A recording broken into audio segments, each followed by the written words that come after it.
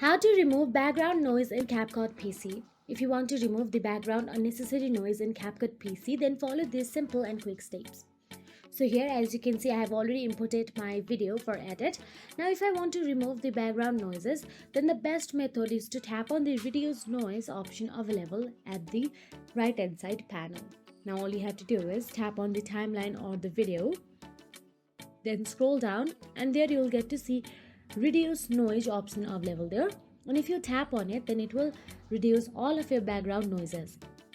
So this will be very easy. But if you do not have any recording option available, then tap on the video timeline, then tap on the audio option available at the video timeline. You can see there is audio at the right side.